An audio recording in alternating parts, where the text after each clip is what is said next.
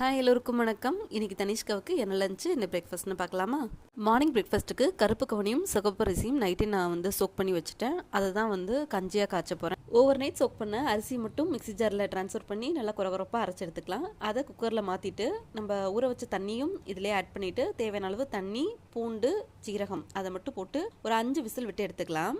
இப்போ குக்கரை ஓப்பன் பண்ணிவிட்டு நல்லா மத்து வச்சு கடைஞ்சிக்கோங்க. நல்லா வெந்துருச்சுன்னா தேவையில்லை. ஸ்டவ் ஆன் பண்ணிவிட்டு அதில் நம்ம குக்கரை வச்சுட்டு அதிலே நம்ம தேங்காய் பால் ஆட் பண்ணிக்கலாம், இல்லை நார்மல் பால் ஆட் பண்ணிவிட்டு நல்லா ஒரு மிக்ஸ் கொடுத்துக்கோங்க. ஒரு 5 மினிட்ஸ் கொதிக்க வச்சுட்டு ஆஃப் பண்ணோம் அப்படின்னு கஞ்சி ரெடி. இது கூட தேங்காய் பூ நீங்கள் ஆட் பண்ணிக்கலாம், நாட்டு சக்கரை இல்லை வெல்லம் எது வேணால் ஆட் பண்ணி சர்வ் பண்ணலாம், இல்லைனா சால்ட் ஆட் பண்ணி கூட குடிக்கலாம். லஞ்சுக்கு பாப்பா மினி தோசையும் கார சட்னி வேணும்னு கேட்டிருந்தாங்க. இது திருச்சியோட ஸ்பெஷல் கார சட்னி, ரொம்ப டேஸ்ட்டாக இருக்கும். வேணா சொல்லுங்கள், ரெசிபி ஷேர் பண்ணுறேன். பாப்பா கஞ்சி குடிச்சிட்டு ரொம்ப டேஸ்ட்டாக இருக்குமா அப்படின்னு சொல்லி சாப்பிட்டு போனாங்க.